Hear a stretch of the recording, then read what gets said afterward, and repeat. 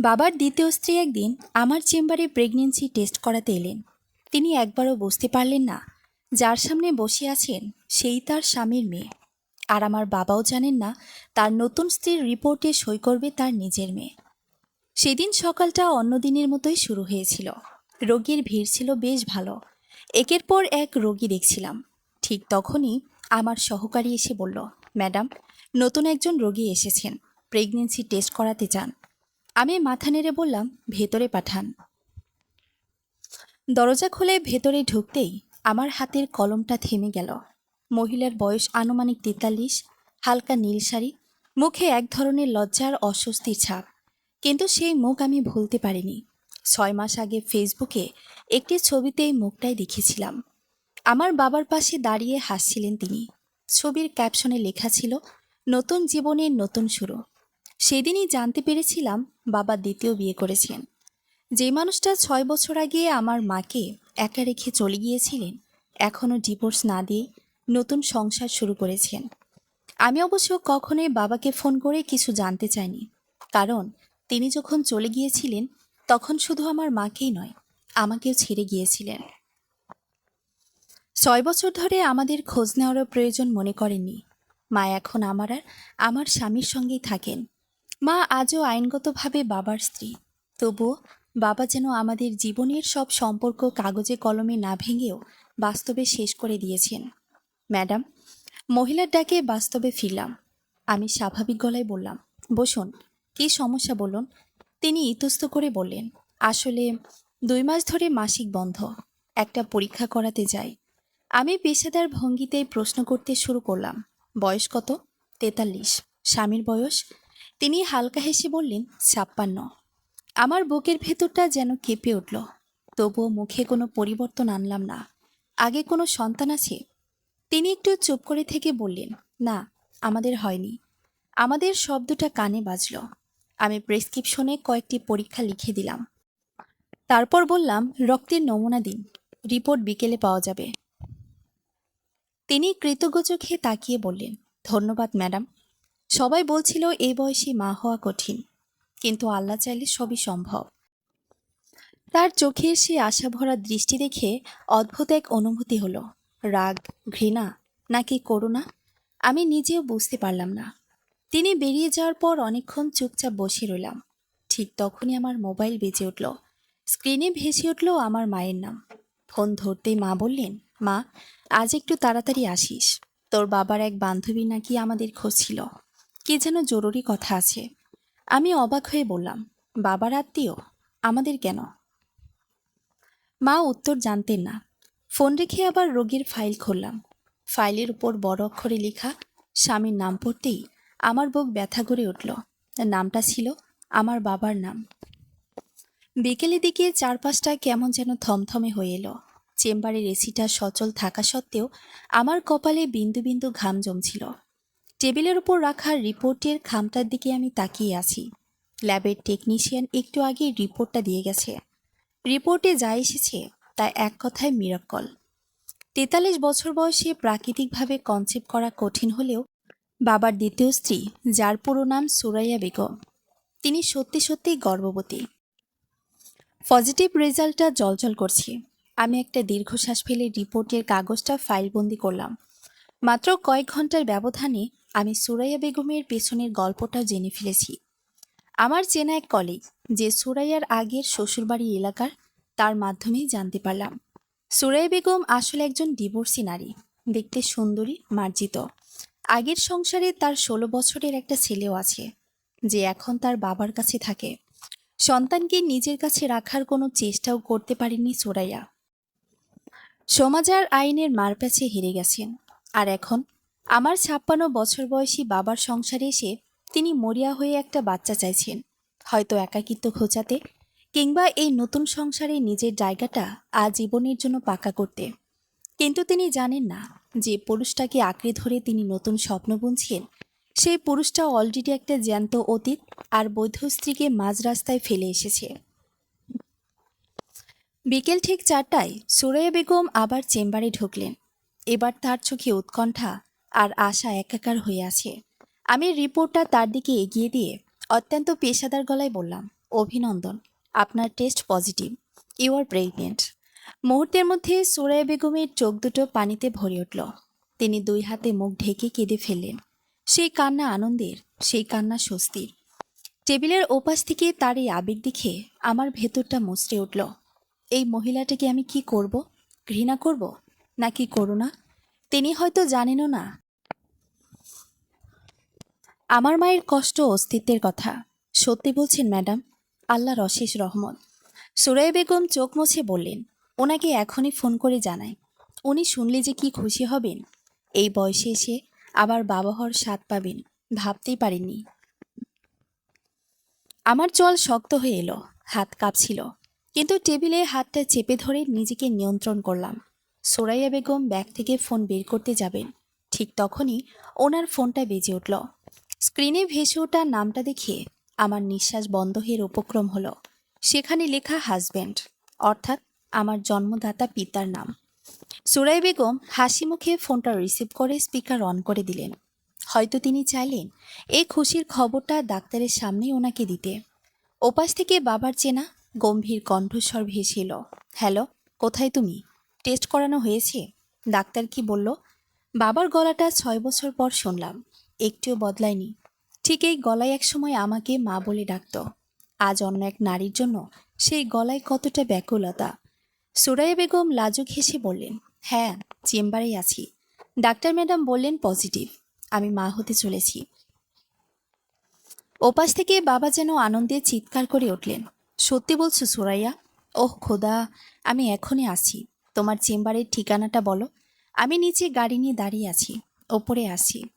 সুরাইয়া বেগম আমার দিকে তাকিয়ে বললেন, ম্যাডাম, আপনার চেম্বারের নাম আর ফ্লোরটা ওনাকে একটু বুঝিয়ে বলুন না, উনি ঠিক চিনতে পারছেন না। সুরাইয়া বেগম ফোনটা আমার দিকে বাড়িয়ে দিলেন। আমার নিজের বাবার সাথে কথা বলতে হবে। স্ক্রিনের ওপাশে আমার সেই বাবা, যে আমার মাকে ডিভোর্স না দিয়েই এই মহিলার সাথে ঘর বাঁধছে। আমি ফোনটা হাতে নিলাম। ফোনের ওপার থেকে বাবার উত্তেজিত কণ্ঠ শোনা গেল, হ্যালো ডাক্তার সাহেব, শুনলাম সুরাইয়া কনসিভ করেছে। অনেক ধন্যবাদ আপনাদের। চেম্বারটা কত তলায়? আমি গভীর একটা শ্বাস নিলাম। আমার গলার স্বর কাঁপল না, বরং এক অদ্ভুত শীতলতায় রূপ নিল। আমি ফোনের স্পিকারে মুখ রেখে অত্যন্ত স্পষ্ট এবং চিবিয়ে চিবিয়ে বললাম, ল্যাব 8 ডায়াগনস্টিক, লিফটের 4 তলা, রুম নম্বর 405। চলে আসুন বাবা। বাবা শব্দটা উচ্চারণ করার সাথে সাথেই ওপাশ থেকে এক মুহূর্তের জন্য নিখাত নীরবতা নেমে এলো। বাবার ভারী নিঃশ্বাসের শব্দ স্পষ্ট শোনা যাচ্ছিল। কে কে কথা বলছেন? বাবার কণ্ঠস্বর এবার ভয়ে আর অবিশ্বাসে কাঁপতে শুরু করলো। তিনি কি আমার গলা চিনতে পেরেছেন? আমি ফোনটা সুরাইয়া বেগমের হাতে ফিরিয়ে দিয়ে ওনার দিকে তাকালাম। ওনার মুখে তখনও হাসি রেখা, কিন্তু আমার চোখের দিকে তাকিয়ে ওনার হাসিটা আস্তে আস্তে মিলিয়ে গেল। উনি বুঝতে পারছেন না এখানে কি ঘটছে। আমি রিপোর্টটা বন্ধ করে চেয়ার ছেড়ে দাঁড়ালাম। সুরাইয়া বেগমের চোখের দিকে সোজাসুজি তাকিয়ে বললাম, রিপোর্টের নিচে সইটা ভালো করে দেখে নেবেন। ওখানে আমার নাম লেখা আছে, ডক্টর মেহজাবিন রহমান। ডক্টর মেহজাবিন রহমান নামটা উচ্চারণ করে আমি আর এক মুহূর্ত সেখানে দাঁড়ালাম না। সুরাইয়া বেগমের ফ্যাকাশে বিবর্ণ হয়ে যাওয়া মুখের দিকে তাকিয়ে আমার ভেতরের এতদিন জমাট বাঁধা ক্ষোভটা যেন হঠাৎ মাথাচাড়া দিয়ে উঠল। তিনি পাথরের মূর্তির মতো বসে রইলেন, যেন আমার নামটা ওনার মাথায় কোনো বজ্রপাতের মতো আঘাত করেছে। আমি দ্রুত আমার অ্যাপ্রনটা খুলে চেয়ারের হাতলে রাখলাম। ব্যাগটা কাঁধে তুলে নিয়ে সহকারীর উদ্দেশ্যে জোরে ডাক দিলাম, কাউসার, বাকি রোগীদের সিরিয়াল অন্য ডাক্তারকে শিফট করে দাও। আমার বাসায় একটা এমার্জেন্সি আছে, আমি এক্ষুনি বের হচ্ছি। সুরাইয়া বেগম তখনও ঘর থেকে বের হতে পারেননি। তিনি কাঁপানো গলায় বললেন, ম্যাডাম, আপনি আপনি আপনার স্বামী উপরে আসার আগেই ওনাকে জিজ্ঞেস করে নেবেন, উত্তর পেয়ে যাবেন। আর কোনো কথা বলার সুযোগ না দিয়ে আমি দ্রুত পায়ে চেম্বার থেকে বাইরে বেরিয়ে এলাম। আমার তাড়াহুড়োর পেছনে শুধু বাবার মুখোমুখি না হওয়ার জেদ ছিল না, ছিল মায়ের সেই ফোন কলটা। মা বলেছিলেন বাবার কোনো এক আত্মীয় আমাদের হন্যে হয়ে খুঁজছে এবং কোনো জরুরি কথা আছে। 6 বছর যে মানুষগুলো আমাদের অস্তিত্ব ভুলেছিল, আজ হঠাৎ তাদের এই আগমন আমার মনে এক তীব্র কৌতূহল আর সন্দেহের জন্ম দিয়েছে। নিশ্চয়ই কোনো বড়সড় রহস্য লুকিয়ে আছে এর পেছনে। আমি লিফটের জন্য অপেক্ষা না করে সিঁড়ি দিয়ে দ্রুত নিচে নামতে লাগলাম। ল্যাব 8-এর পার্কিং লটের দিকে যাওয়ার সময় দূর থেকে দেখলাম একটা চীনা অবয়ব গাড়ি থেকে হন্তদন্ত হয়ে নামছে। আমার বাবা। 6 বছরে ওনার চুলে পাক ধরেছে, শরীরটা কিছুটা ভারী হয়েছে, কিন্তু ওনার সেই চীনা অবয়বটা এখনো একই রকম আছে। আমি একটা পিলারের আড়ালে নিজেকে লুকালাম। বাবা প্রায় দৌড়ে লিফটের দিকে চলে গেলেন। ওনার চোখে মুখে তখন এক অদ্ভুত উত্তেজনা। উনি ভাবতেও পারেননি ওনার নতুন স্ত্রীর গর্ভধারণের রিপোর্টে সই করা ডাক্তার আর কেউ নয়, ওনারই ফেলে আসা মেয়ে। আমি একটা দীর্ঘশ্বাস ফেলে দ্রুত একটা সিএনজি ডেকে উঠে বসলাম। ধানমন্ডির জ্যাম পেরিয়ে যখন আমাদের অ্যাপার্টমেন্টের সামনে পৌঁছালাম, তখন আমার বুকটা ঢিপ ঢিপ করছে। তাড়াহুড়ো করে ফ্ল্যাটের বেল চাপতেই মা দরজা খুলে দিলেন। মায়ের মুখে এক অদ্ভুত উৎকণ্ঠা আর আতঙ্কের ছায়া। আমি ঘরে ঢুকে ব্যাগটা সোফায় ছুঁড়ে ফেলে বললাম, মা, কে এসেছে? কোথায় সে? মা ড্রয়িং রুমের ভেতরের দিকে ইশারা করলেন। সেখানে একজন বয়স্ক ভদ্রলোক আছেন। ওনাকে আমি চিনি। বাবার গ্রামের দূর সম্পর্কে চাচাতো ভাই কাশিম আঙ্কেল। একসময় গ্রামের জমি জমা ওনারাই দেখাশোনা করতেন। আমাকে দেখে কাশিম আঙ্কেল সোফা ছেড়ে দাঁড়িয়ে উঠলেন। ওনার হাতে একটা পুরনো ফাইলের মতো। মেয়ে যাবেন? মারে, কত বড় ডাক্তার হয়েছিস তুই! তোকে দেখে কত ভালো লাগছে। আমি ওনার কুশল বিনিময়ের কোনো জবাব না দিয়ে সোজা হয়ে দাঁড়ালাম। অত্যন্ত শক্ত গলায় বললাম, আঙ্কেল, ভূমিকার প্রয়োজন নেই। 6 বছর পর হঠাৎ আমাদের কেন খুঁজছেন সেটা পরিষ্কার করে বলুন। কাশিম আঙ্কেল একটা দীর্ঘশ্বাস ফেলে মায়ের দিকে তাকালেন। তারপর আমার দিকে তাকিয়ে বললেন, আসলে মা, তোদের খোঁজ আমি অনেক দিন ধরেই করছি। তোদের ফোন নম্বরটা পাচ্ছিলাম না। গ্রামের জমির একটা জরুরি বিষয়ে তোদের সই লাগবে। জমির বিষয়? আমাদের কেন? আমি ভ্রুকুচকে তাকালাম। কাশিম আঙ্কেল ফাইলটা টেবিলের ওপর রেখে গলাটা নামিয়ে বললেন, তোর দাদার রেখে যাওয়া পৈতৃক যে বড় জমিটা আছে গ্রামের বাজারে, যেখানে একটা মার্কেট করার কথা চলছিল, তোর বাবা সেই জমিটা পুরোটা বিক্রি করে দেওয়ার জন্য বায়নামানা করেছে। ওনার নাকি এখন হুট করে অনেক টাকার দরকার। কিন্তু মা, দলিলের আইনি কাগজ ঘেটে দেখা গেছে তোর দাদা মরার আগে ওই জমির একটা বড় অংশ তোর আর তোর মায়ের নামে লিখে দিয়ে গেছেন। তোদের দুজনের সই ছাড়া তোর বাবা ওই জমি এক কাঠাও বিক্রি করতে পারবে না। পার্টি ওনাকে টাকার জন্য চাপ দিচ্ছে। ওদিকে সই ছাড়া রেজিস্ট্রি হচ্ছে না। তাই ওনার এক প্রকার বাধ্য হয়ে তোদের খোঁজে লোক পাঠাতে হয়েছে। আমার কপালে চিন্তার ভাঁজ পড়ল। এতক্ষণে পুরো ছকটা আমার কাছে পরিষ্কার হয়ে গেল। বাবার এই জরুরি খোঁজের পেছনে কোনো অনুশোচনা নেই, আছে শুধু টাকার লোভ আর জমির তাগিদ। ও আচ্ছা, তার মানে এই জন্য আজ 6 বছর পর ওনার আমাদের কথা মনে পড়েছে। আমার গলার স্বর কাঁপছিল রাগে আর অপমানে। যখন আমার মাকে ফেলে গিয়ে অন্য নারীর আঁচল ধরেছিলেন, তখন এই জমির ভাগিদারদের কথা মনে ছিল না। আর আজ যখন টাকার টান পড়েছে, তখন নিজের ফেলে আসা মেয়ে আর বৈধ স্ত্রীকে মনে পড়েছে শুধু দুটো সইয়ের জন্য। মা সোফায় বসে চুপচাপ শুনছিলেন। ওনার চোখ দিয়ে এক ফোঁটা পানি গড়িয়ে পড়ল। কাশিম আঙ্কেল মাথা নিচু করে বললেন, টাকার ওনার খুব দরকার, কিন্তু মা, জমিটা তোদের হকের।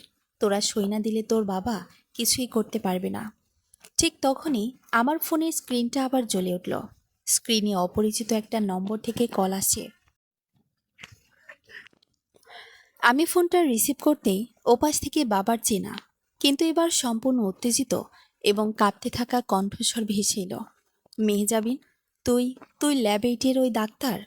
তুই আমার সাথে এটা করলি মা? সুরাইয়ার নিচে এসে কাঁদতে কাঁদতে আমাকে সব বলেছে। তুই আমার মেয়ে হয়ে ওনাকে এভাবে অপমান করলি। আমি ফোনের স্পিকারটা অন করে কাশিম আঙ্কেল আর মায়ের সামনে ধরলাম। ওপাশ থেকে বাবার রাগান্বিত নার্ভাস কণ্ঠ স্পষ্ট শোনা যাচ্ছে। আমি গভীর এক শীতলতায় চোখ বন্ধ করলাম। একদিকে আমার জন্মদাতা পিতা, যে নিজের স্বার্থের জন্য আমার দাদার দেওয়া সেই সম্বলটুকু কেড়ে নিতে চায়। অন্যদিকে আমার মায়ের দীর্ঘ বছরের নীরব কান্না। আমি ফোনে মুখ রেখে অত্যন্ত শান্ত চিবিয়ে চিবিয়ে বললাম, শুনুন মিস্টার রহমান, আপনার নতুন স্ত্রী তো আজ মা হওয়ার সুখবর পেয়েছে। ওনাকে নিয়ে উৎসব করুন। আর হ্যাঁ, কাশিম আঙ্কেল আমার সামনেই বসে আছেন। আপনার সেই বাজারের জমি বিক্রির দলিলটা ওনার হাতেই আছে। আপনি তো আমাদের জীবন থেকে সই ছাড়াই চলে গিয়েছিলেন, তাই না? তাহলে এখন কোন সাহসী আমাদের কাছে সই চাইতে লোক পাঠালেন? বাবার ওপাশ থেকে আকুল চিৎকার শোনা গেল, মেহেজাবিন, ওটা আমার বাপের সম্পত্তি। তোরা সই না দিলে আমার কোটি টাকার ডিলটা ক্যান্সেল হয়ে যাবে। আমি রাস্তায় বসে যাব।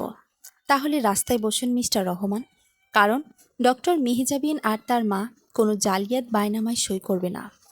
আমি ফোনটা কেটে দিয়ে কাসিম আঙ্কেলের দিকে তাকালাম। দরজার দিকে আঙ্গুল উঁচিয়ে বললাম, আঙ্কেল, আপনি দলিলটা নিয়ে চলে যান। বাবাকে বলবেন কোর্টে দেখা হবে। কাসিম আঙ্কেল স্তব্ধ হয়ে ফাইলটা নিয়ে বেরিয়ে গেলেন। ড্রয়িং রুমে তখন এক শুনশান নীরবতা। কিন্তু এর ঠিক ২০ মিনিট পর আমাদের ফ্ল্যাটের কলিং বেলটা একটানা বাজতে শুরু করলো। কেউ যেন পাগলের মতো দরজা ধাক্কাচ্ছে।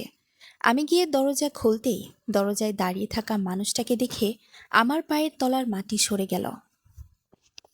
দরজায় আমার বাবা কিংবা সুরাইয়া বেগম নন, এক সম্পূর্ণ অপরিচিত ভদ্রলোক দাঁড়িয়ে আছেন।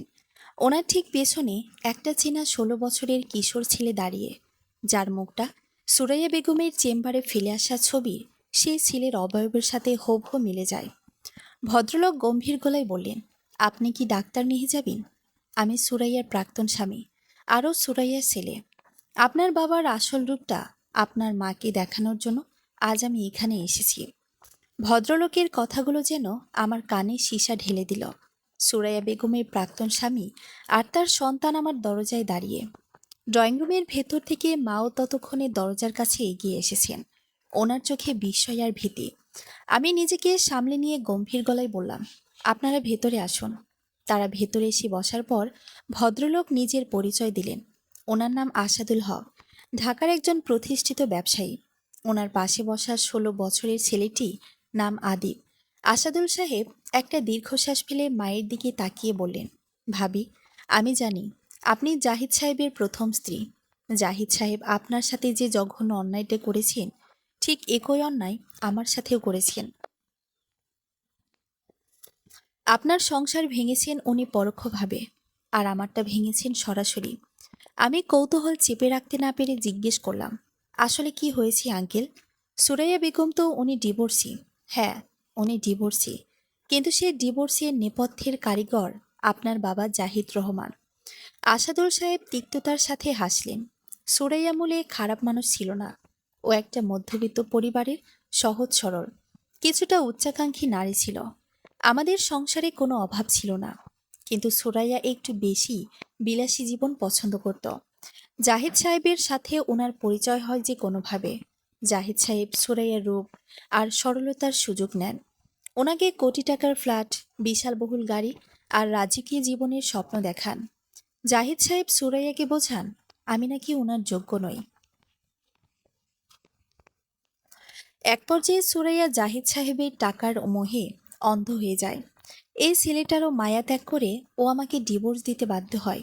আদিব এতক্ষণ চুপচাপ ছিল, এবারও ভাঙ্গা গলায় বলল, আম্মু আমাকে খুব ভালোবাসতো, কিন্তু ওই লোকটা আম্মুর মাথায় এমন ভূত ঢুকিয়ে দিল যে আম্মু আমাদের ফেলে চলে গেল। আসাদুল সাহেব ওনার পকেট থেকে কিছু আইনি কাগজ আর ব্যাংক স্টেটমেন্ট বের করে টেবিলের ওপর রাখলেন। ডাক্তার মেহেজাবিন, জাহিদ সাহেব সুরাইয়াকে যে ফ্ল্যাট আর গাড়ির লোভ দেখিয়েছিলেন, সেগুলোর সব ভুয়া কাগজ ছিল। এমনকি সুরাইয়া আমার দেনমোহর আর ডিভোর্সের পর পাওয়া যে ২৫ লক্ষ টাকা জাহিদ সাহেবের অ্যাকাউন্টে যৌথ ব্যবসা নামে ইনভেস্ট করেছিল, জাহিদ সাহেব সেও টাকাটাও আত্মসাৎ করেছেন। গ্রামে জাহিদ সাহেবের কোটি টাকার জমি আছে শুনে সুরাইয়া সান্ত্বনা পেয়েছিল যে ফ্ল্যাট না হোক, জমি তো আছে। কিন্তু আজ এক ভাইয়ের মাধ্যমে আমি জানতে পারলাম সেই জমি নাকি জাহিদ সাহেবের একার নয়, সেখানে আপনার আর আপনার মায়ের অংশ আছে, এবং আপনারা সই করেননি। আমার চোখের সামনে যেন পুরো জটটা খুলে গেল। বাবা শুধু আমাদের সাথে নয়, ওনার সেই তথাকথিত নতুন স্ত্রীর সাথেও এক বিশাল প্রতারণার জাল বুনেছেন। সুরাইয়া বেগম লোভে পড়ে সংসার ভেঙেছিলেন ঠিকই, কিন্তু উনি আসলে বাবার পাতা এক মরণ ফাঁদে পা দিয়েছেন। ঠিক তখনই ফ্ল্যাটের নিচে একটা প্রচণ্ড হট্টগোলের শব্দ শোনা গেল। কেউ একজন নিচে চিৎকার করে কাঁদছে। আমি আর আসাদুল সাহেব দ্রুত বারান্দায় গিয়ে দাঁড়ালাম। নিচে দেখলাম তা দেখার জন্য আমি বিন্দুমাত্র প্রস্তুত ছিলাম না। অ্যাপার্টমেন্টের নিচে জাহিদ রহমানের গাড়িটা পার্ক করা, আর গাড়ির পাশে মাটিতে বসে ফুপিয়ে ফুপিয়ে কাঁদছেন সুরাইয়া বেগম। ওনার চুলগুলো উস্কো খুস্কো, চোখের কাজল লেপটে গেছে। আর আমার বাবা গাড়ির উপর হাত চাপড়ে সুরাইয়াকে গালিগালাজ করছেন। তোর মতো অলক্ষী মেয়ে মানুষ আমি জীবনে দেখিনি। এখন ডিলটা বাতিল হলো, আর তুই আমার কোটি টাকার জমিও হাতছাড়া করলি। তোর পেটের বাচ্চা নিয়ে তুই এখন দূর হ আমার সামনে থেকে। বাবার এই কর্কশ চিৎকার চারপাশের বিল্ডিংয়ের মানুষের কানে যাচ্ছিল। সুরাইয়া বেগম কান্নার মাঝেই ওনার ভুলটা বুঝতে পারছিলেন।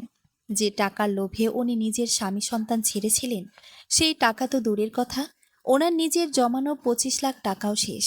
আর এখন ওনার গর্ভের সন্তানসহ ওনাকে রাস্তায় ছুঁড়ে ফেলা হচ্ছে। উনি আর্তনাদ করে বললেন, আপনি আমাকে এই প্রতারণা করলেন। আপনি না বললেন ওই জমি আপনার? আপনি না বললেন মেহেজাবিন আপনার কথায় সই করে দেবে? আমি বারান্দা থেকে ড্রয়িং রুমে ফিরে এলাম। আমার চোখ তখন জ্বলছে। আসাদুল সাহেব আর আদিবও নিচে সবকিছু দেখে নিয়েছেন। আমি মায়ের দিকে তাকালাম। মায়ের চোখে এখন আর কোনো পানি নেই, সেখানে এখন এক তীব্র ঘৃণা।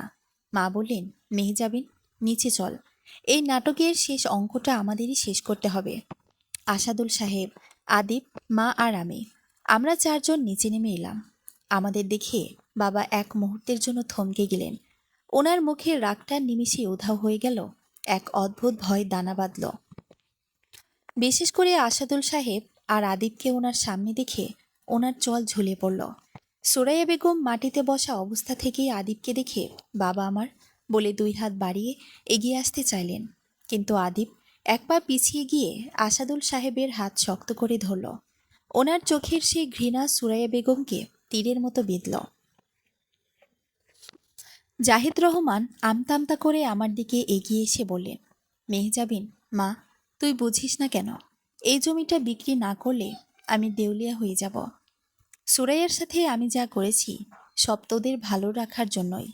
মুখ বন্ধ রাখুন, মিস্টার জাহিদ রহমান। আমার কণ্ঠের তেজ দেখে চারপাশের উৎসুক জনতাও চুপ হয়ে গেল। আপনার জালিয়াতি আর প্রতারণার গল্প শেষ।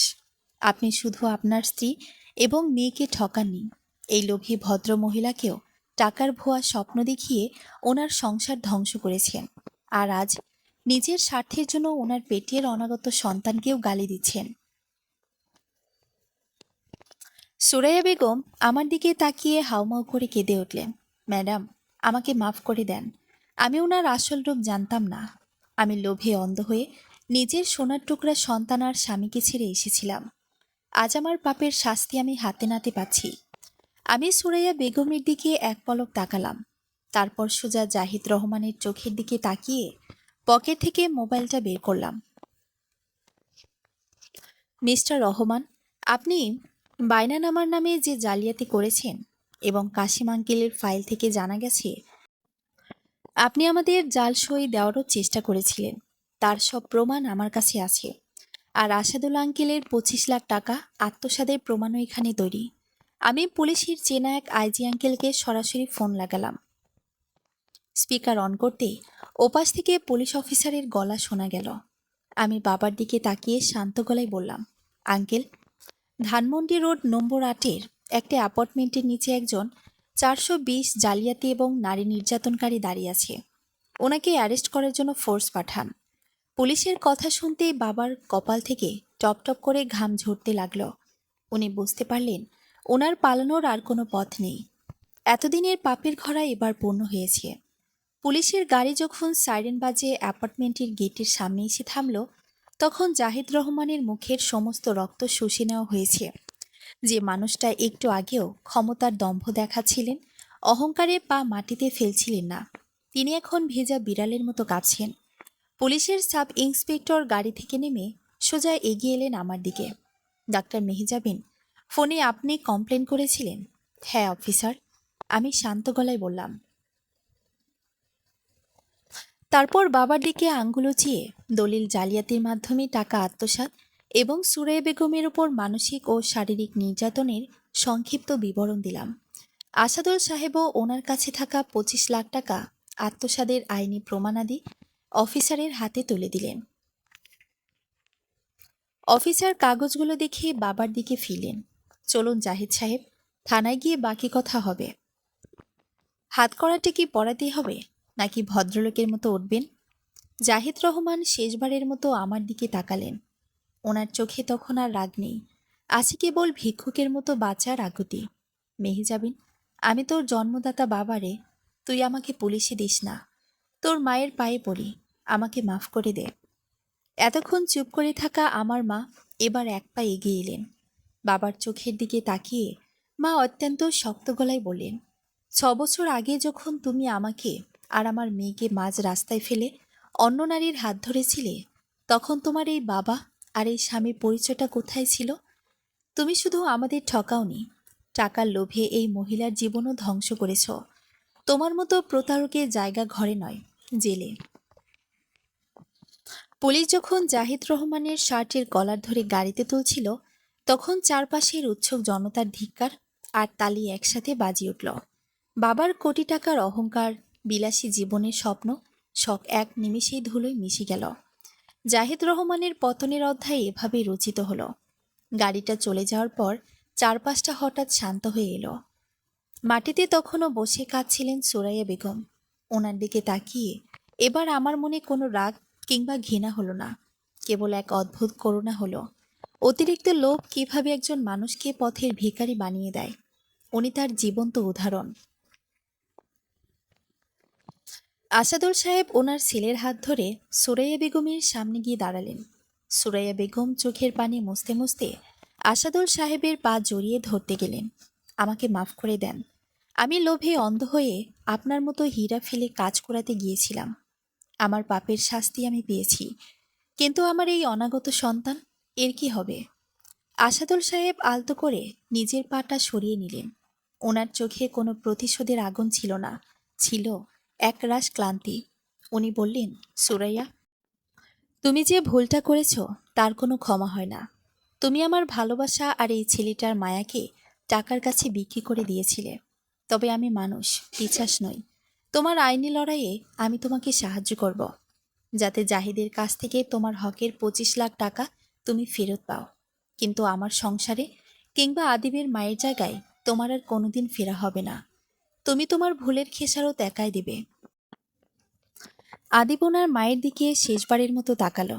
ওনার চোখের সেই ঘৃণা কিছুটা কমে এখন সেখানে করুণা জমেছে। ও বলল, ভালো থেকো আম্মু। আসাদুল সাহেব আর আদিব আর এক মুহূর্ত দাঁড়ালো না, তারা দ্রুত গাড়িতে উঠে চলে গেল। সুরাইয়া বেগম শূন্য দৃষ্টিতে তাদের চলে যাওয়ার দিকে তাকিয়ে রইলেন। আমি সুরাইয়া বেগমের সামনে গিয়ে দাঁড়ালাম।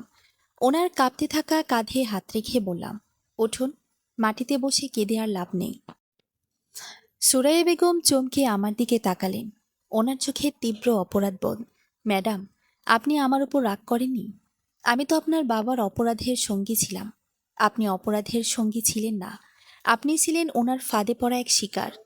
আমি ওনাকে টেনে তুললাম। আপনি আজ আমার চেম্বারে এসেছিলেন একজন রোগী হিসেবে, আর একজন ডাক্তারের কাছে রোগীর চেয়ে বড় কোনো পরিচয় নেই। আপনার এই অনাগত সন্তান সম্পূর্ণ নিষ্পাপ। জাহিদ রহমানের পাপের ছায়া যেন এই বাচ্চার ওপর না পড়ে, সেটা আমি দেখব। আপনার এই গর্ভাবস্থা থেকে শুরু করে সন্তান জন্মদান পর্যন্ত সমস্ত চিকিৎসার দায়িত্ব আমার হাসপাতাল সম্পূর্ণ বিনামূল্যে নেবে। আপনি ওখানেই ভর্তি থাকবেন। সুরাইয়া বেগম আমার কথা শুনে অঝরে কাঁদতে লাগলেন। তবে এবার সেই কান্না কষ্টে ছিল না, ছিল কৃতজ্ঞতার। উনি ফিসফিস করে বললেন, আপনি সত্যি ওনার মেয়ে, কিন্তু ওনার মতো মানুষ নন। আপনি একজন ভালো মানুষ। ঠিক তখনই একটা সাদা রঙের গাড়ি এসে আমাদের অ্যাপার্টমেন্টের সামনে ব্রেক কষল। গাড়ি থেকে তাড়াহুড়ো করে নেমে এলেন আমার স্বামী ডক্টর আরিয়ান। ওর নামকরা সার্জন। চেম্বার শেষ করে ও আমার মায়ের ফোন পেয়ে সব রোগীকে অন্য ডাক্তারকে হ্যান্ড ওভার করে পাগলের মতো ছুটে এসেছে। আরিয়ান হন্তদন্ত হয়ে আমাদের দিকে এগিয়ে এসে আমার হাতটা শক্ত করে ধরল। মেহজাবিন, মা, তোমরা ঠিক আছে তো? বাসায় নাকি কি ঝামেলা হয়েছে? কি হয়েছে এখানে? আমি আরিয়ানের চোখের দিকে তাকালাম। ওনার সেই ব্যাকুলতা আর ভালোবাসা আমার সমস্ত ক্লান্তি এক নিমেষে দূর করে দিল। মা এগিয়ে এসে আরিয়ানের মাথায় হাত রেখে বললেন, আমরা ঠিক আছি বাবা, সব ঝড় কেটে গেছে। তোর বউ আজ একাই সব অন্যায় আর অহংকার গুড়িয়ে দিয়েছে। আরিয়ান সুরাইয়া বেগমের দিকে তাকালো। তারপর পুরো ঘটনাটা সংক্ষেপে শুনে আমার দিকে এক গভীর শ্রদ্ধার দৃষ্টিতে তাকালো। ও আমার কাঁধ জড়িয়ে ধরে বলল, আমি জানতাম মেহজাবিন, তুমি শুধু একজন ভালো মেয়ে না বা স্ত্রী নও, তুমি একজন অসাধারণ ডাক্তার। সুরাইয়া বেগমের অনাগত সন্তানের দায়িত্ব নেবার যে সিদ্ধান্ত নিয়ে তুমি নিয়েছ, তাতে আমি তোমার পাশেই আছি। আমাদের হাসপাতালেই ওনার সব টেক কেয়ার হবে। মা আমাদের দুজনের দিকে তাকিয়ে একচিলতে হাসলেন। সেই হাসিতে ছিল দীর্ঘ 6 বছরের গ্লানি থেকে মুক্তির এক পরম তৃপ্তি। আমরা সবাই মিলে এবার আমাদের ফ্ল্যাটের দিকে পা বাড়ালাম। ড্রয়িং রুমে এসে আমি বারান্দার দরজাটা খুলে দিলাম। বিকেলের ম্লান আলো মুছে দিয়ে রাতের প্রথম তারাটা ফুটছিল। জাহিদ রহমান আর সুরাই বেগম ভেবেছিলেন এক ছাদের নিচে লোভ আর জালিয়াতির নতুন সংসার পাতবেন, কিন্তু প্রকৃতির নিয়মে আজ তারা দুজনেই সেই ছাদের বাইরে, যার যার কর্মের ফল ভোগ করতে একা। আর আমরা মা মেয়ে আর জামাই এক ছাদের নিচে এক নতুন এবং কলঙ্কমুক্ত জীবনের দিকে ডানা মেললাম। সমাপ্ত। সম্পূর্ণ গল্পটি কেমন লাগলো কমেন্ট করে জানাবেন। ধন্যবাদ।